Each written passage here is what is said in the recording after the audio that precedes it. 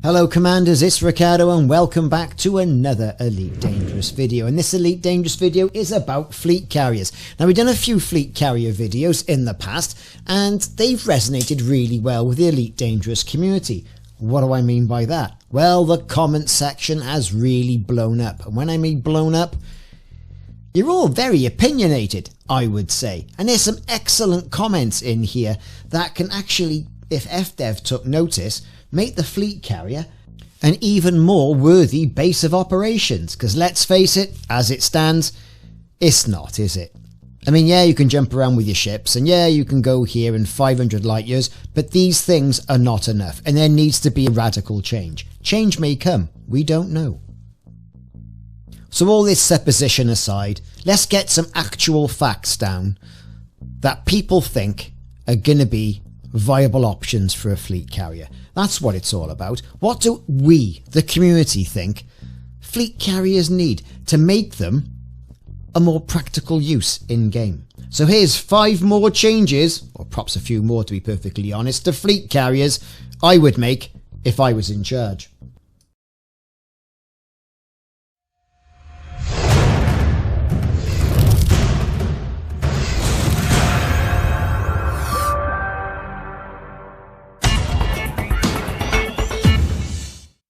Ooh, here's a good one. We're saying number 5. We might have a number 4.1 or something. I don't know. Anyway, but let's talk about what number 5 is, which is upkeep.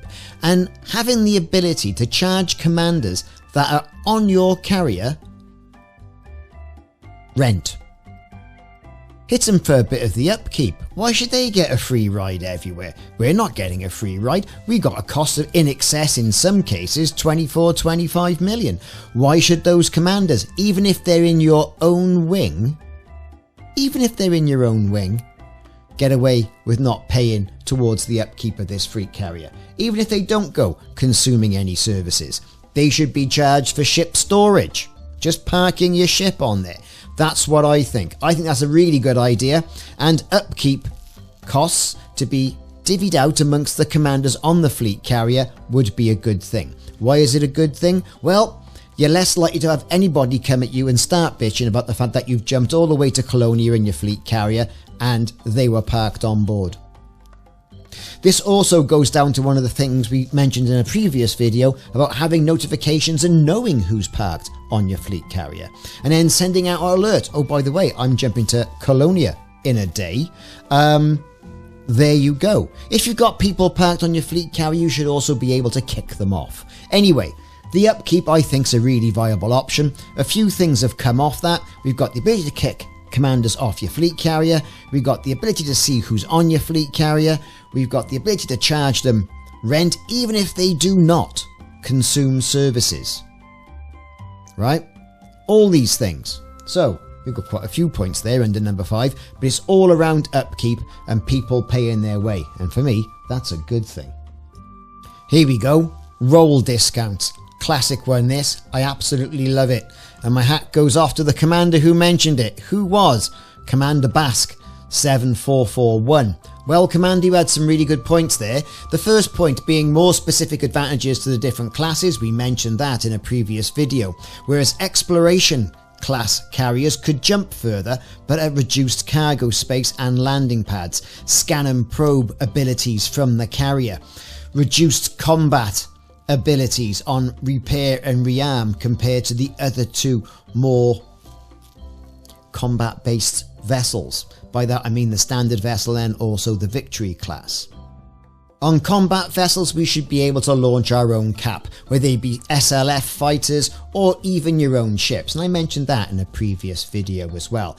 On cargo based vessels they should have increased cargo capacity as opposed to a reduction in the jump speed and a reduction in your repair and rearm and what you can actually store on there. Cargo, I think, could be a good runner, especially for some of those community goals. But all in all, some good points.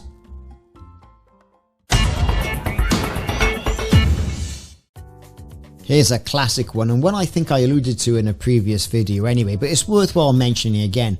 Carrier orientated and based missions. Now, even if you can't use a screen to get missions that are in the sector, why can't your carrier be contracted out to do missions? These could be rescue missions.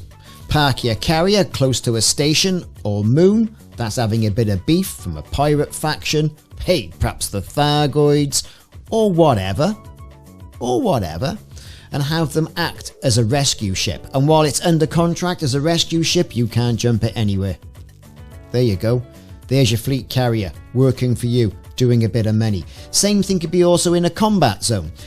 Address the background simulation. Jump your carrier into a combat zone. Accept a mission for your carrier to be a base of operations, to repel all borders, that sort of thing. Take out the enemy threat. Use the roles for the fleet carrier. Right? I think that's great. Right? But have it the roles for the fleet carrier directly linked to missions. Otherwise, there's no point them having roles. Right? Ham roll, cheese roll, sausage roll. It might as well be as much as that. And also, there's the option as well to have missions where you've got carrier versus carrier combat. Perhaps you've got a carrier in there by a commander who's being a bit unscrupulous. Perhaps it's an NPC carrier. Don't see any of those. We see the mega ships, but we don't see NPC carriers, do we? And perhaps we should do. Perhaps there should be missions to jump your carrier in and have a carrier battle against an NPC carrier. How cool could that be? Yeah, you know, the carriers could be perfectly evenly matched. However, if you and your squadron launch against that NPC carrier, well, they're in for a bit of beef, aren't they? Because you can go around, take out the turrets, take out power centers, the bridge, I don't know, have a right old Star Destroyer battle like at the end of Return of the Jedi. I think that would be something cool. Really cool. And again, it brings the fleet carrier into the forefront of the game, not sitting back in the shadows. It's just some sort of mobile command base. Now here's a good one. NPC crew experience. You pay millions a week for this crew, sometimes for them to do nothing.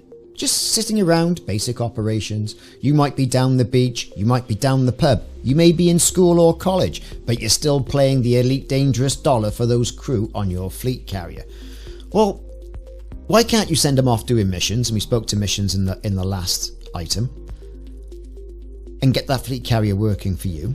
But if they do gain experience, when you do jump your fleet carrier around, take it to different places, trade, all this sort of stuff, why can't they gain experience and therefore do their jobs more efficiently? For example, if you happen to be an affluent fleet carrier owner and jump your fleet carrier around the galaxy, then your captain and navigator should get experience there and perhaps jump that a little bit further.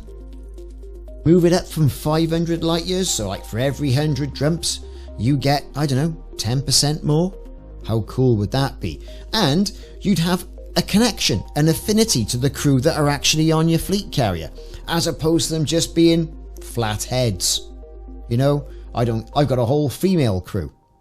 Why? Dunno. I thought it'd be interesting, as opposed to an all-male crew, which, you know, is a bit boring, innit?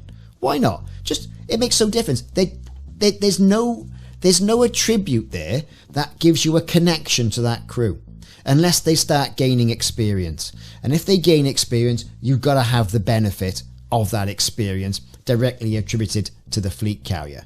A bit like with tritium. Well, okay, why can't they transfer tritium for you? Why have you got to do it if you're paying all the money?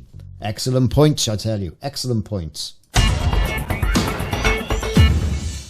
Well, it wouldn't be a fleet carrier video if the topic of tritium didn't come up, to be perfectly honest with you. We've already mentioned in the last bit of this rant, or whatever's happening today on this video, that the crew should be able to transfer tritium for you. But what about not only transferring tritium for you, but collecting tritium for you?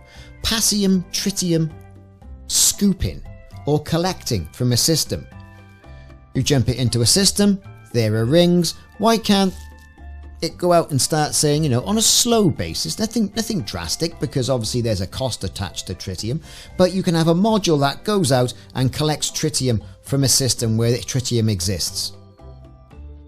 Now, I'm not talking about scooping up fuel from a sun in a fleet carrier. That's ridiculous. What I'm talking about is sending out remote mining modules from your fleet carrier to go out, go into a mining area, and mine the tritium. Why can't you do that? Why isn't there a mining or a refueling module that you can fit to that fleet carrier? Take a bit of the grind and the stress out, wouldn't it? Because it's no fun. It's no fun, Frontier, going out and mining tritium and then paying through the nose for it. Buy the module. If you need to pay for it, fair enough. If you want it slowly, fair enough, stock up. If you want to go and mine, go and mine. Give people the option. Again, bring these fleet carriers into the forefront and not have them reside in the back. This could in turn as well furnish the fleet carriers for further jumping. Okay, 500 light years a jump. Brilliant. Well, you can probably get 1500 out of a tank, can't you really? So imagine that. I want to jump to Colonia. I have the tritium module attached, the supposed tritium module attached. All fantastic. I program in my jump all the way to Colonia. Off it goes, and it stops along the way. It calculates where it's going to be, and it sends off these modules to get tritium, refuel me. It might take a week, but I know if I only play on a Saturday, I'll come back the next Saturday and I'll be there, not having to spend more of my real-time busy life jumping my fleet carrier to A to B. I think that's quite compelling. What do you think?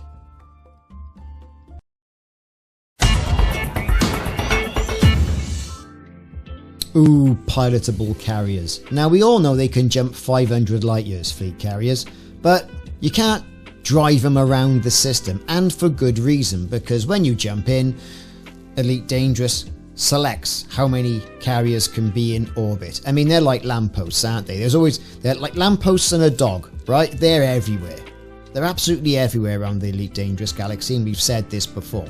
However, if there's a course, move a fleet carrier slowly, and I'm talking Morris Minor slowly.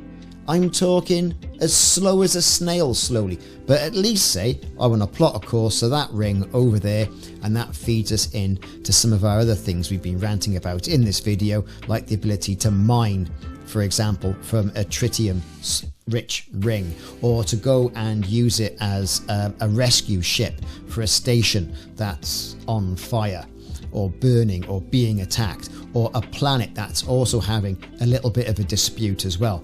Park it over there, drive it really slowly. Again, have the crew doing it. We're not expecting you to be sat there with your finger on the W key, right, accelerating away, or your handle on the throttle, guiding yourself around all the flipping spatial phenomena. Oh no, have the crew do it and have it programmable, and that way then the fleet carrier is not just a static object.